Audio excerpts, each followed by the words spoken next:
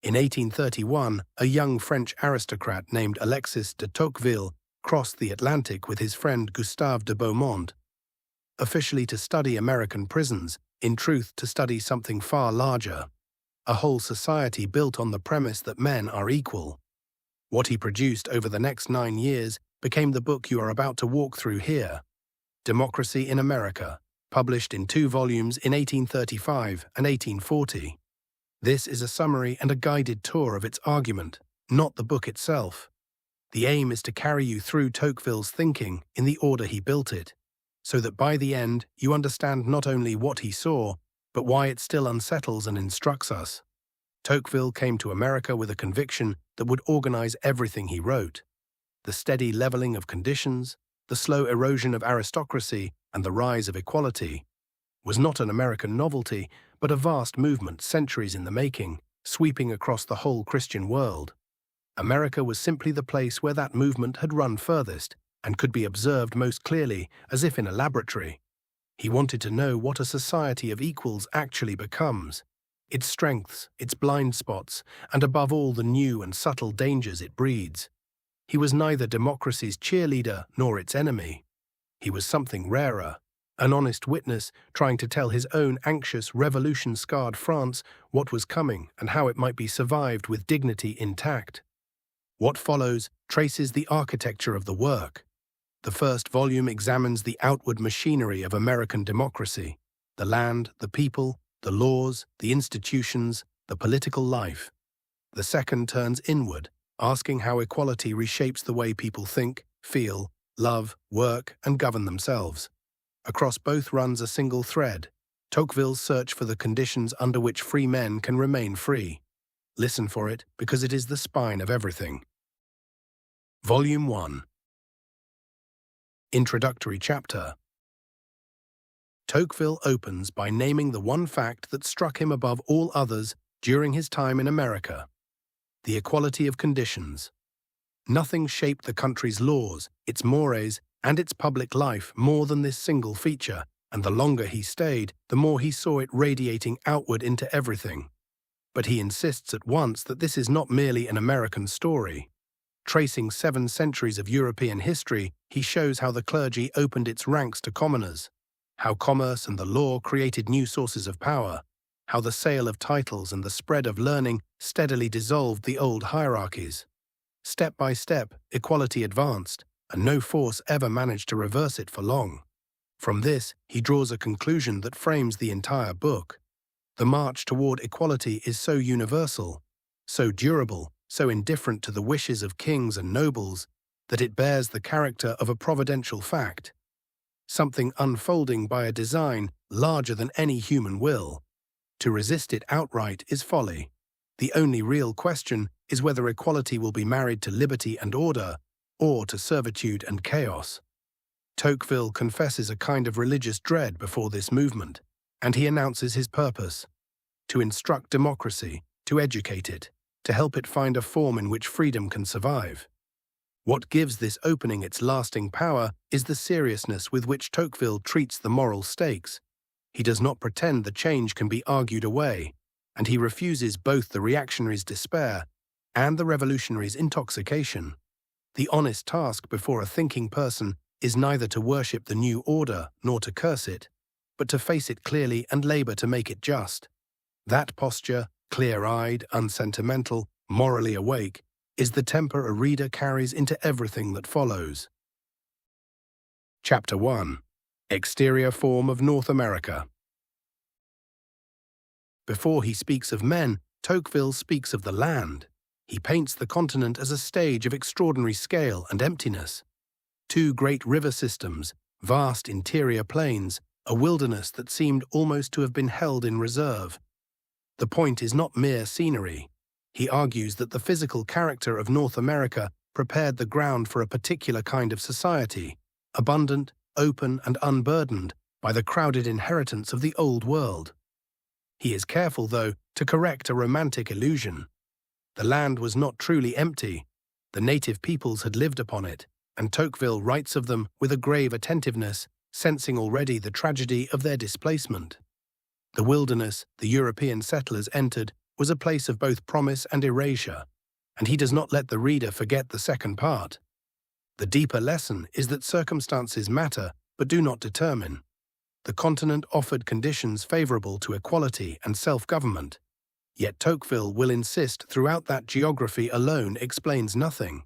It is what a people brings to the land, their beliefs, their habits, their God, that decides what they build upon it. Chapter 2. Origin of the Anglo-Americans. Here Tocqueville locates what he calls the seed of the whole American character, the point of departure, the men who first came and the convictions they carried. Above all, he fixes on the Puritans of New England, who arrived not as fortune seekers, but as a community bound by a shared faith and a shared idea of ordered liberty. They came already equal in condition, largely middle class, literate and animated by a religion that did not war against political freedom, but seemed to nourish it. This is one of Tocqueville's most consequential observations, and he returns to it again and again. In America, the spirit of religion and the spirit of liberty, so often at each other's throats in Europe, were joined from the beginning and reinforced one another. Faith disciplined freedom and gave it moral content. Freedom let faith breathe without the corruptions of established power. The township, the congregation, the habit of governing one's own small affairs, all of it grew from this Puritan root. Tocqueville's method here is worth pausing on. He argues that to understand a nation, you must look to its origins. The way you understand a man by knowing the cradle in which he was formed. The founding convictions of a people lodge themselves in institutions and mores and persist for centuries, often invisibly. America's later character, its restless energy, its moralism, its capacity for self-rule, was already coiled in those first small praying communities. And there is a quiet warning folded into the praise. The strength of American freedom rested not on cleverness of constitutional design, but on inherited belief and the dense web of local life that belief sustained. Liberty was downstream of something older and deeper than politics. A people that kept the root could weather much. A people that severed it would find the institutions hollow. Chapter 3. Social Condition of the Anglo-Americans. Tocqueville now examines the social state that equality produced, and he points to a homely but revolutionary instrument, the law of inheritance. By abolishing primogeniture and dividing estates equally among children, Americans made it nearly impossible for great landed families to perpetuate themselves across generations. Wealth was forever being broken up and scattered, and with it the foundation of any permanent aristocracy. The result, he argues, was a society more equal than any the world had seen, not merely equal before the law, but equal in fact, in manners, in expectation. With aristocracy gone, two passions were left contending in the democratic heart, a manly love of freedom and a softer, more universal taste for equality. Tocqueville observes, with some unease, that the love of equality runs deeper and burns longer than the love of liberty, and that men will often accept equality even at the price of their freedom. This pairing sets up one of the book's recurring tensions. Equality and liberty are not the same thing and do not always travel together. A people can be perfectly equal and perfectly unfree, all leveled beneath a single power. The whole drama of democratic life, Tocqueville suggests, lies in whether a nation can hold the two together, and the suspicion that it might not is the shadow that falls across the brighter pages of the book. Chapter 4. The Principle of the Sovereignty of the People. If equality is the social fact of America, the sovereignty of the people is its political principle, and Tocqueville shows how completely it governs American life. Elsewhere, this idea had been hedged, hidden, or held in check. In America, it was avowed openly and carried into every institution and consequence. The people did not merely influence the laws, they were understood to be the source from which all authority flowed. He traces how this principle worked itself out through direct and frequent elections, through the dependence of representatives on those who chose them, through a politics in which the opinions and even the passions of the community pressed continuously upon government. The people governed in fact, not merely in theory. The takeaway Tocqueville plants here is double-edged, and he does not hide it. A government truly resting on the consent and participation of its people has a vitality and a legitimacy no imposed regime can match, yet a power that acknowledges no authority above the popular will has, in principle, no built-in limit. Everything will depend on whether that will is itself disciplined by something it does not invent, by law, by mores, by religion, by the habits of a free people. The principle is sound. The question is what restrains it. Chapter 5. Necessity of examining the condition of the states. Tocqueville insists that to understand American government, one must begin not at the top but at the bottom, with the township and the county and the state, where the real life of self-rule is lived. The federal government is the grand and visible structure, but the township is the school. It is in managing the small, near, tangible affairs of local life, the road, the school, the constable, that Americans learn the arts of freedom and acquire the habit of governing themselves. He describes the New England township as something close to a natural association, older in spirit than the state that contains it, jealous of its independence and accustomed to deciding its own business. From this grassroots experience flows a civic competence and a public spirit that no centralized administration could manufacture. People care for what they help to govern. They defend what they feel to be their own. The lesson is, one Tocqueville will sound like a bell through the entire work. Liberty is not chiefly preserved in capitals or constitutions, but in the small, local, self-governing bodies where ordinary people exercise real responsibility. Strip those away, concentrate every decision in a distant authority, and the spirit of freedom withers, even if its forms remain. The township is where a free people is actually made. Chapter 6. Judicial Power in the United States. Tocqueville turns to the American judiciary and finds in it one of the great stabilizing inventions of the Republic. The courts, and especially the power of judges to refuse to apply laws they find contrary to the Constitution, place a quiet but immense check upon the popular will. Yet this power is exercised within strict bounds. Judges do not legislate, do not act on their own initiative, and rule only on the concrete case brought before them. He marvels at how this arrangement softens the rawness of majority rule without openly defying it. The judge does not strike at the law in the abstract. He simply declines to enforce it in the particular dispute, and over time the law loses its force. It is a thoroughly American solution, indirect, undramatic, effective. The deeper point is about restraint. A democracy needs institutions that can resist the momentary passions of the majority without setting themselves against the people as such. The independence of the judiciary and the loyalty temper it spreads through public life supply exactly this, a brake that operates through law rather than against it. Chapter 7. Political Jurisdiction in the United States. Continuing his survey of how power is checked, Tocqueville examines impeachment and the political forms of judgment that legislatures may exercise. Compared with the European practice of his day, the American version is strikingly mild. It removes a man from office and bars him from public trust, but it does not reach his life or his property, leaving ordinary criminal punishment to the ordinary courts. He sees in this restraint something characteristic. The aim is to protect the public from unfit office holders, not to crush political enemies. Political jurisdiction in America is a tool of accountability rather than vengeance, and its very mildness reflects a society confident enough in its institutions not to need terror to defend them. The takeaway is that the health of a free state shows in how it disciplines its own powerful. A republic that can remove a corrupt or dangerous official through sober legal forms, without bloodshed or persecution, has discovered one of the quiet secrets of lasting liberty. Chapter 8. The Federal Constitution. This is the long central chapter on the architecture of the Union, and Tocqueville studies the Constitution with the admiration of a man who recognizes genuine political craftsmanship. He explains the great problem the framers faced: how to combine many sovereign states into one nation without destroying either the states or the nation. Their answer: a federal system dividing authority between a national government and the states, each supreme in its own sphere, he regards as a novel and brilliant solution. He walks through the design, the division of powers, the two houses of Congress, balancing population against the equality of states, an independent executive, a judiciary to umpire the whole.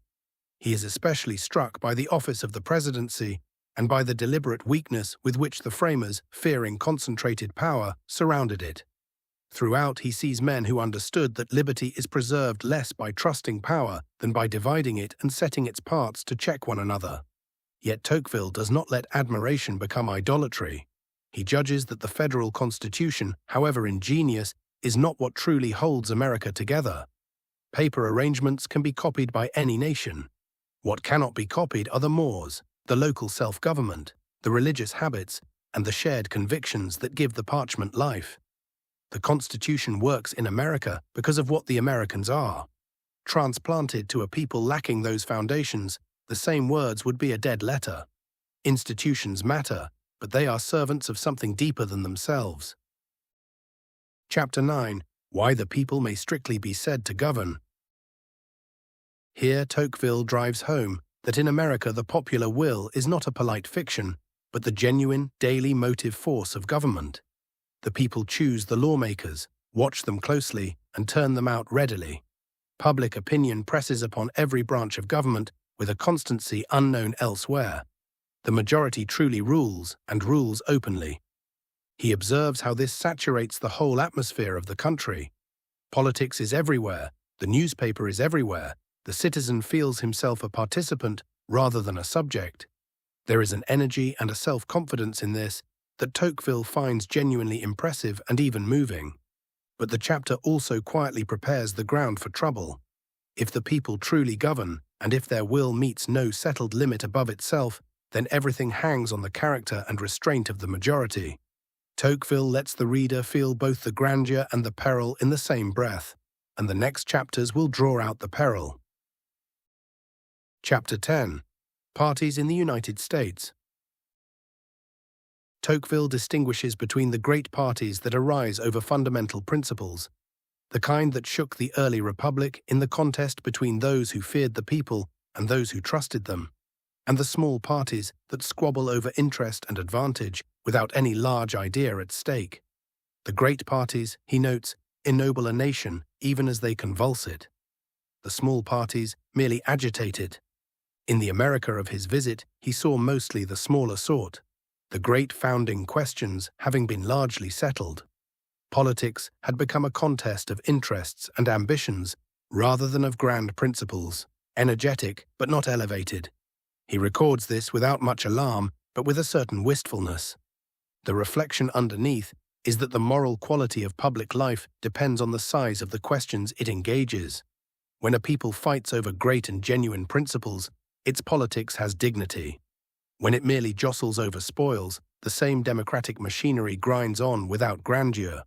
The health of a republic is partly a matter of what it argues about. Chapter 11. Liberty of the Press in the United States. Tocqueville approaches the free press with characteristic balance. He confesses he does not love the press in the abstract.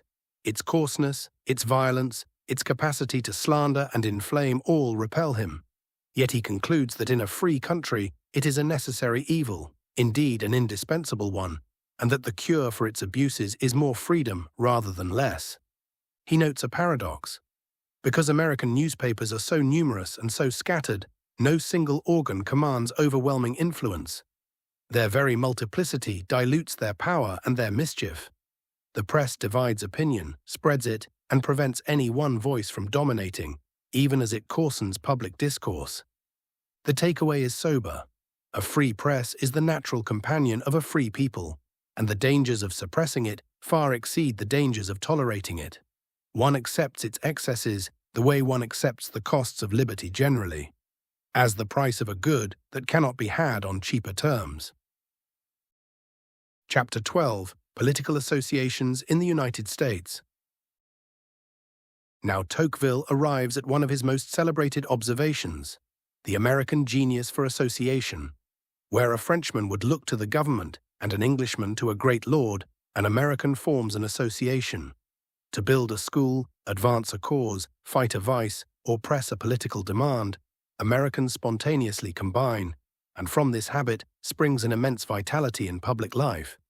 Political associations in particular allow citizens who would otherwise be isolated and powerless to act in concert, to make their numbers felt, to resist the encroachments of government and the tyranny of opinion alike.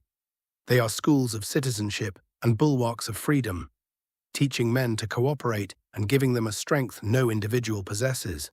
The lesson Tocqueville is building toward, and will complete in the second volume, is profound. In an aristocracy, the great and powerful naturally stand between the individual and the state. In a democracy of equal and separate individuals, that buffer is gone, and free association must take its place. Where men combine freely, liberty has a body to defend it. Where they stand alone before the central power, they are easily mastered. The voluntary association is the democratic substitute for the aristocrat, and the indispensable guardian of freedom in a world of equals. Chapter 13. Government of the Democracy in America. In this substantial chapter, Tocqueville examines how democracy actually governs, the quality of the men it elevates, the laws it makes, the way it conducts public business. He is frank about democracy's weaknesses.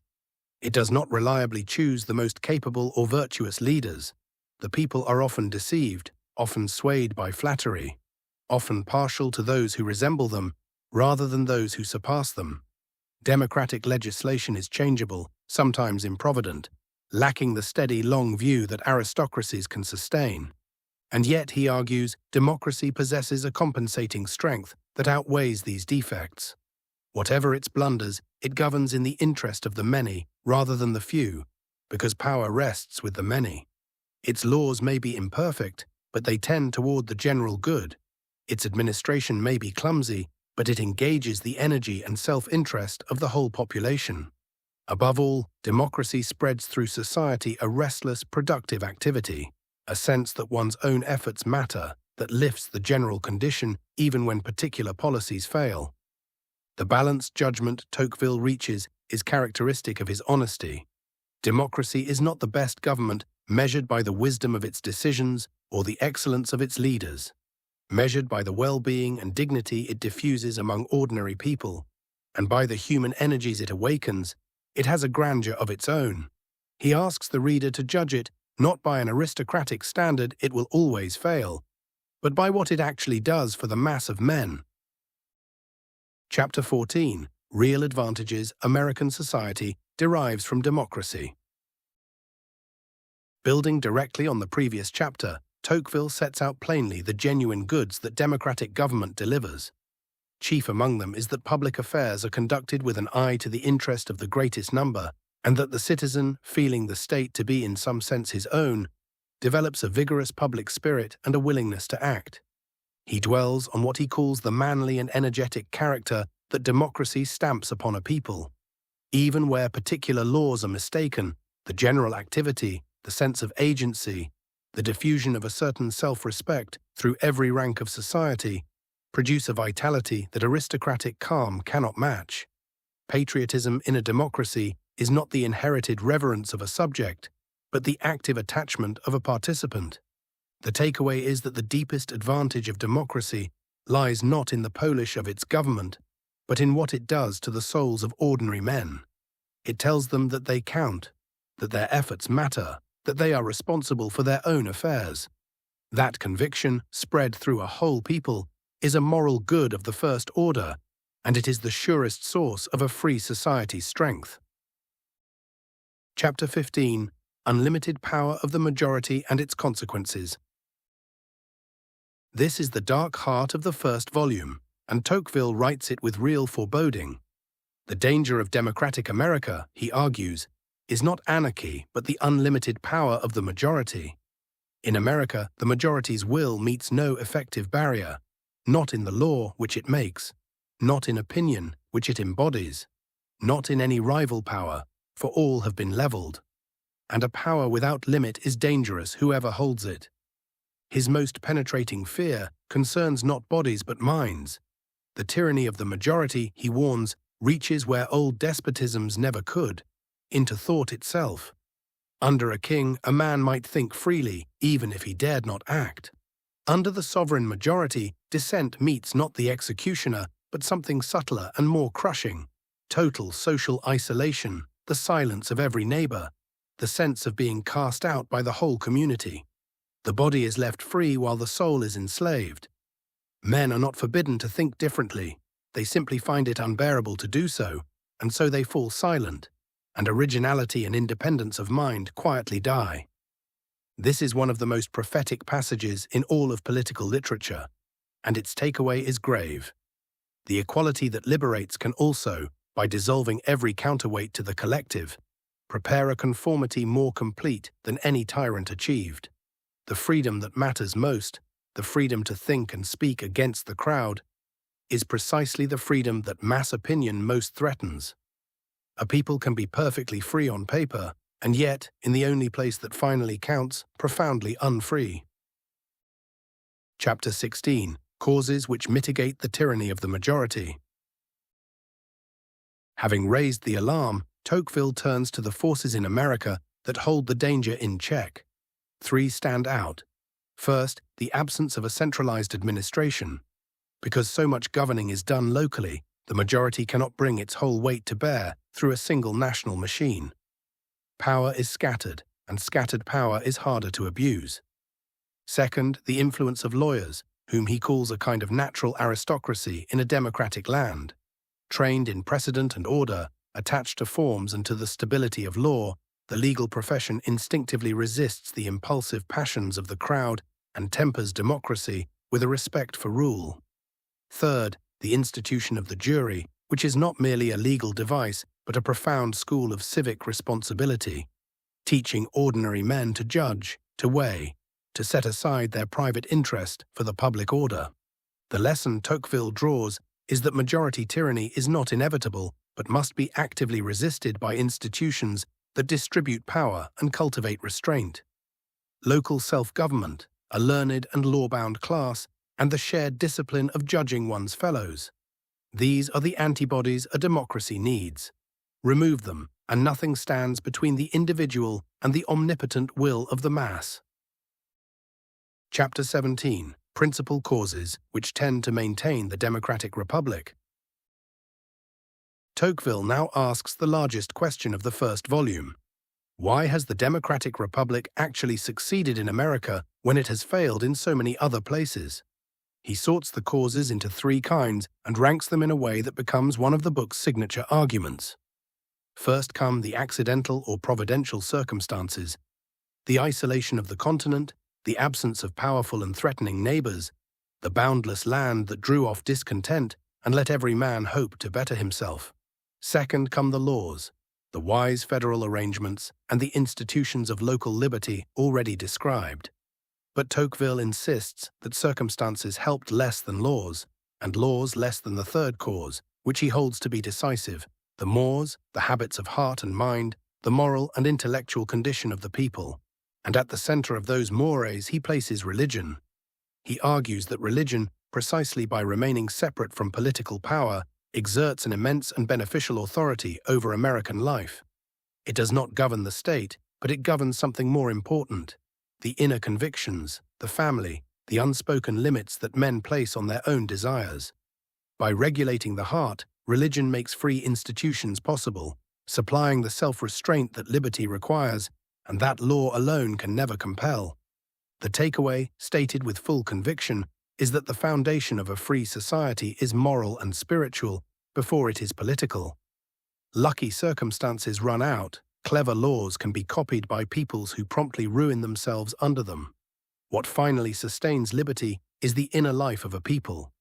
Their beliefs, their habits, their reverence, their willingness to restrain themselves because they hold something sacred. Strip a nation of that, and no constitution, however ingenious, will save it. Chapter 18. The present and probable future condition of the 3 races.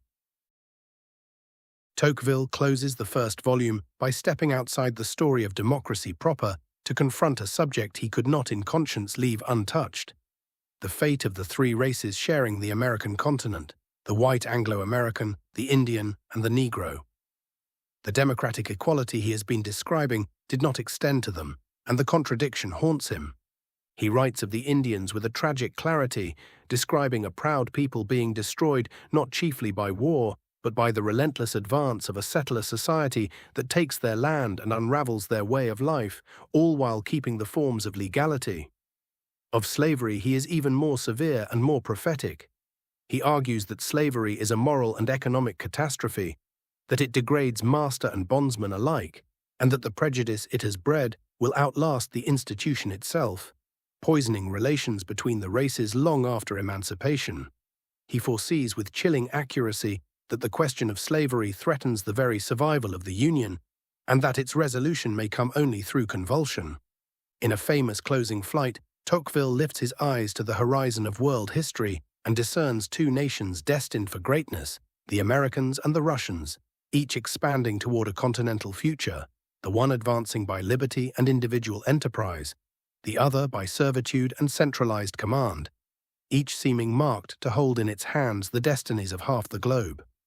The takeaway of this somber chapter is that a society's professed principles are judged by those it excludes. America proclaimed the equality of men while holding millions in bondage and dispossessing a whole people, and Tocqueville refuses to look away from the reckoning he sees coming. The dignity of the human person is not a regional or racial privilege. Where it is denied, the denial festers, and a nation that builds liberty on so deep an injustice stores up a judgment for itself. It is a fitting and unflinching close to a volume devoted to what equality means and to whom, in truth, it is granted. Volume 2. 5 years after the first volume, Tocqueville returned to his subject with a changed aim. Having anatomized the outward machinery of American democracy, he now turned inward to ask a subtler question. How does the equality of conditions reshape the inner life of a people? The way they think, the way they feel, the way they treat one another, and the way they finally consent to be governed. The second volume is organized into 4 books, and the summary that follows moves through each book in turn, tracing its chapters in sequence as Tocqueville laid them out. First book, Influence of Democracy on Intellectual Movements. Tocqueville begins by describing the philosophical method of a democratic people, and he finds it Cartesian without their ever having read Descartes. The equal man trusts no authority outside himself. He takes his own reason as the measure of truth, shakes off tradition and the testimony of others, and judges everything afresh by his own lights. This independence has a bracing dignity, but Tocqueville immediately spots the difficulty. No man can verify everything for himself. Some beliefs must always be received on trust. The question is only where that trust will be placed. And here he uncovers a paradox that runs through the whole book. The democratic man, having rejected the authority of priests and nobles and ancestors, does not end up believing nothing on authority. He ends up believing the mass. Public opinion, the sentiment of the majority, becomes the new and almost irresistible authority over the democratic mind. Each individual, feeling small and weak before the immense multitude of his equals, surrenders his private judgment to the collective, so that the very independence that begins democracy curves back into a new conformity, and the leveling of minds toward a common opinion becomes one of equality's most potent effects. From this, Tocqueville traces a cascade of consequences for the life of the mind. Democratic peoples crave general ideas and sweeping formulas, because such ideas flatter the sense of human equality and spare the labor of attending to particular cases. They are drawn toward pantheism and toward grand systems that dissolve all distinctions into a single whole, a tendency he regards with quiet alarm, since it threatens the irreducible reality of the individual soul. They are impatient of long contemplation and prefer the useful application to the pure pursuit of truth, excelling at practical science while neglecting the disinterested heights of theory. Running through the book is Tocqueville's reflection on religion in such an age, and it carries the weight of warning and of hope together. He argues that nothing is more needful to a democratic people than firm religious belief, precisely because their other supports have fallen away. When men no longer accept anything on authority and stand isolated before the crowd, only a settled faith can give them fixed convictions, lift their gaze above the material and the immediate, and restrain the restless appetites that equality unleashes. Religion supplies the dogmatic beliefs without which the mind exhausts itself and the will is left to drift. The deepest danger of the democratic intellect is not too much faith, but too little, a mind so emancipated from every authority that it can no longer believe anything firmly enough to live by, and so falls into either paralysis or the soft new tyranny of mass opinion. Tocqueville completes the book by surveying how equality reshapes language, literature, poetry, oratory, and the writing of history, everywhere finding the same pattern. Democratic peoples loosen the strictness of language, prize emotion and grand effect over careful form, and incline to histories that explain everything by vast impersonal causes rather than by the choices of particular men. A habit he distrusts because it quietly dissolves human freedom and responsibility into the tide of circumstance. The unifying takeaway of the entire book is that equality presses every mind toward the general, the collective, and the material, and that the great task of a free people is to resist that pressure, to preserve the independent soul, the love of truth pursued for its own sake, and the religious conviction that keeps the human gaze fixed on something higher than the crowd. Second book, Influence of Democracy on the Feelings. This book contains some of Tocqueville's most enduring insights, and it opens with the passion he holds central to democratic life, an ardent, insatiable love of equality. He shows why this love burns hotter than the love of freedom. Equality offers its pleasures to everyone at every moment, while liberty's rewards are distant and demand effort and risk. Men will therefore cling to equality even as freedom slips away, and this preference is the great vulnerability of democratic peoples. From this, Tocqueville derives his famous diagnosis of individualism, and he is careful to distinguish it from mere selfishness. Individualism is a considered withdrawal. The equal man, owing nothing to anyone and expecting nothing from anyone, retreats into the small circle of family and friends and abandons the wider society to look after itself. Aristocracy had bound men in long chains of obligation, linking peasant to lord and generation to generation. Equality snaps those chains and leaves each person standing alone.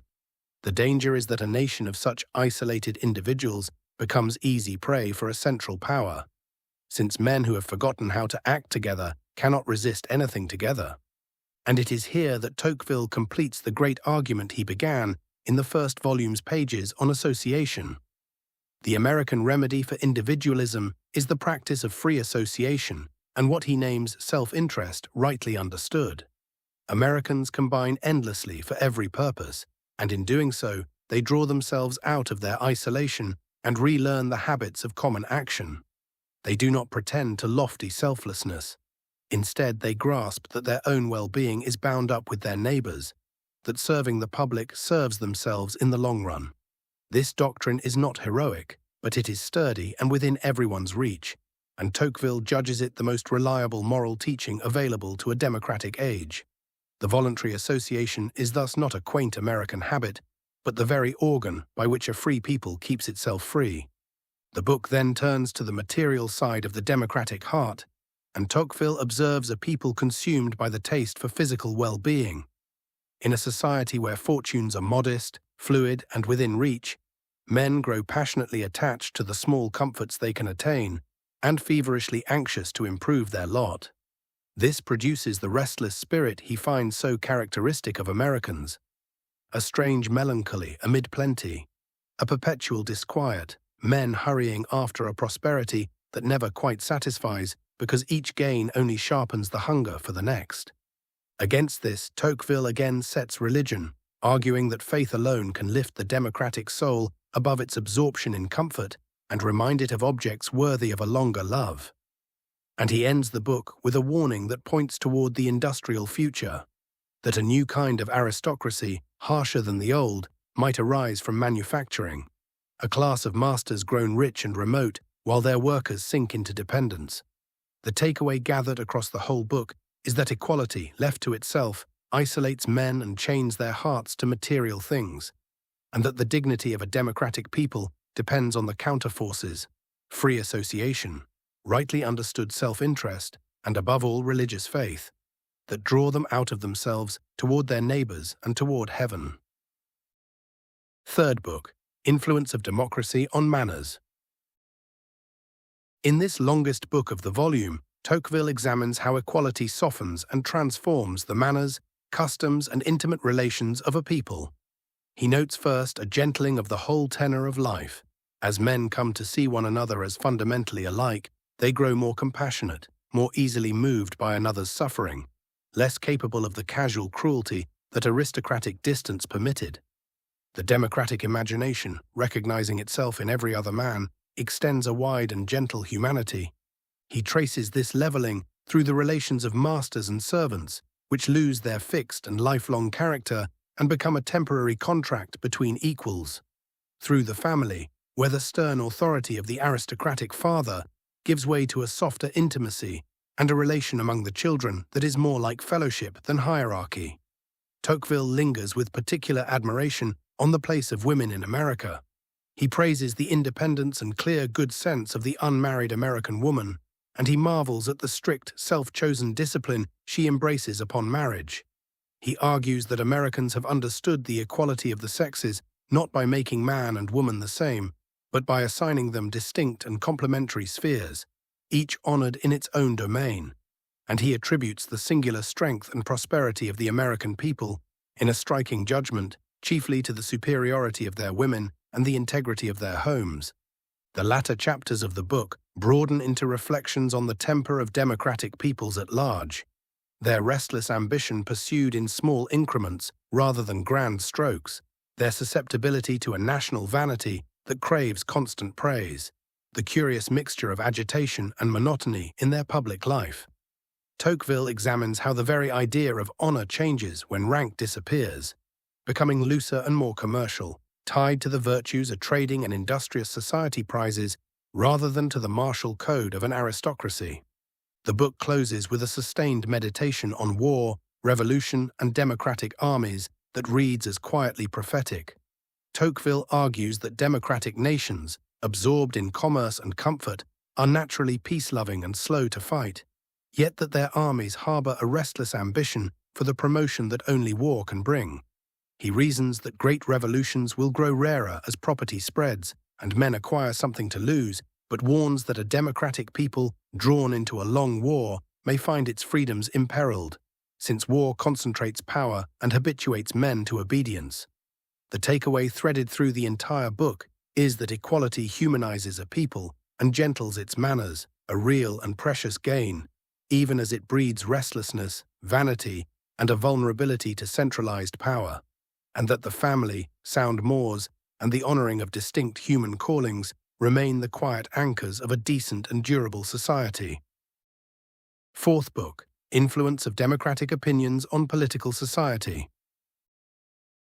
In this final and shortest book, Tocqueville gathers the whole work to its culmination, asking what all the foregoing means for the future of freedom itself. He begins by granting that equality gives men a genuine taste for free institutions.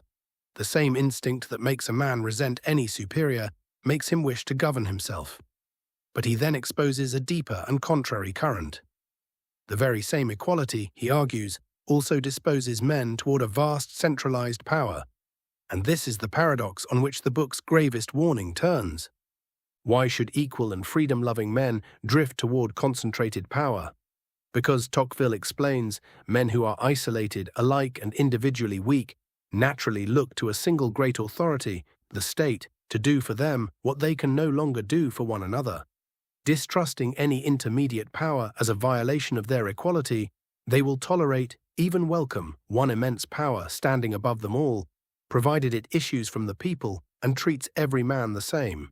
Equality clears away every rival to the central authority and then delivers the isolated individual into its hands. This brings Tocqueville to the prophecy that crowns the entire work, his vision of a wholly new kind of despotism that democratic nations have to fear. It would not resemble the tyrannies of the past. There would be no cruelty, no blood, no iron tyrant.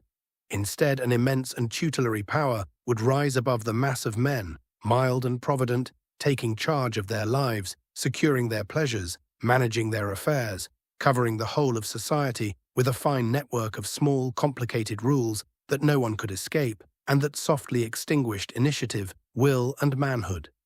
It would not break men but soften them, not torment them but reduce them to a flock of timid and industrious animals contentedly tended by their shepherd state. Men would keep the outward forms of self-government, periodically choosing the masters who managed them, and imagine themselves free because they had a hand in selecting their own guardians, never noticing that they had surrendered the substance of liberty for the comfort of being cared for. Against this soft servitude, Tocqueville rallies every defense the book has discovered. The remedy lies in everything that draws the isolated individual out of himself and teaches him to act with others. Local self-government, free associations of every kind, a free press, an independent judiciary, the honoring of individual rights, and the religious faith that fixes the soul on something the state cannot give or take. Liberty in a democratic age cannot rest on great men or noble families, for these are gone. It must rest on the active, associated, self-governing citizen who guards his freedom by exercising it. In his general survey, he steps back to weigh the whole, refusing both blind optimism and despair. The democratic future is not fixed. It holds within it the possibility of a freedom and justice wider than any aristocracy allowed, and the possibility of a gentle, all-managing servitude deeper than any tyranny achieved. Which it becomes depends on whether men choose to remain free, whether they keep alive the habits, the institutions, and above all the faith and the moral self-restraint that liberty requires. The final takeaway of the entire work is that equality is the irreversible condition of the modern world, but liberty within it is a fragile achievement that must be willed, cultivated, and defended. That freedom is finally a moral and spiritual labor before it is a political arrangement, and that a people which forgets how to govern its small affairs, to combine with its neighbors, and to bow before something higher than itself will end by being governed, softly and completely, by a power of its own making. Closing. Taken whole, democracy in America is far more than a traveler's report on a young republic. It is a meditation on the permanent problem of how free men can remain free once the old hierarchies are gone. Tocqueville's lasting achievement is to have seen, earlier and more clearly than anyone, that the gravest threat to liberty in a democratic age would not come from a tyrant on horseback, but from the democratic condition itself, from the isolation, the materialism, the conformity of opinion, and the longing for a gentle, all-providing power that equality quietly breeds. His answer is consistent from the first page to the last. Liberty is preserved not by paper constitutions, but by the dense moral and social fabric beneath them. Local self-government where men learn responsibility, free associations where they relearn common action, families and mores that form the heart, and above all a living religious faith that disciplines desire and fixes the soul on what is higher than the state. Where those foundations hold, equality and freedom can be wed. Where they crumble, equality slides toward a soft and total servitude. What the reader carries forward is a way of seeing that has only grown more urgent with time. Tocqueville teaches us to watch for the slow, comfortable surrender of freedom, to prize the small institutions that no central authority can replace, and to remember that the dignity of the human person, every person, including those a society is tempted to exclude, is the true measure of any political order. No summary, however faithful, can substitute for the experience of his own patient. Searching, beautifully reasoned prose, where every observation opens onto another and the argument gathers force chapter by chapter. Read the full book. Read it slowly and read it twice. It is, by common consent, at once the finest book ever written about America and the finest book ever written about democracy, and it will repay every hour you give it.